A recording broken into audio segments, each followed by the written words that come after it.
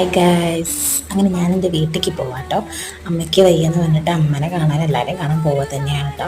എനിക്ക് നേരെ ഫറൂഖ് ബസ് തന്നെ കിട്ടിയിട്ടുണ്ടായിരുന്നു. ബസ് കിട്ടി. അപ്പോൾ ഒരു ടെസ്റ്റ് സംഭവിച്ചത് ഇതെൻ്റെ റൂമാണ് കേട്ടോ. അങ്ങനെ എൻ്റെ റൂമിലേക്ക് ഞാൻ കയറി ലൈറ്റൊക്കെ ഇട്ട് ഒരു നമ്മുടെ റൂമിൽ നമുക്കൊരു വികാരമാവുമല്ലോ. ആ ബെഡ് മിറർ ഇതൊക്കെ ഒരു സംഭവമാവുമല്ലോ.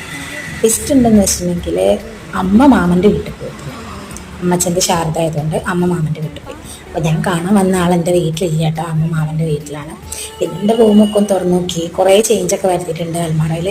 കാരണം അനിയൻ്റെ ഡ്രസ്സൊക്കെ കൊണ്ടുവച്ചിട്ടുണ്ട്. ഞാൻ അച്ഛനെനിക്ക് നല്ലൊരു ജ്യൂസും മിക്സറും തന്നു.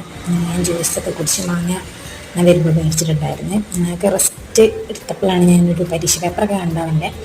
രാത്രി ചിക്കനും പൊറാട്ട ഉണ്ടായിരുന്നു. അങ്ങനെ ഫുഡ് കഴിക്കാനായി രാത്രിത്തെ ചിക്കനും പൊറോട്ട ആയിരുന്നു കേട്ടോ. അങ്ങനെ ചിക്കനും പൊറോട്ടയൊക്കെ കഴിച്ച് ഞാൻ സുഖമായിട്ട് കിടന്നുള്ളൂ. അപ്പോൾ ഗൈസ് ബൈ.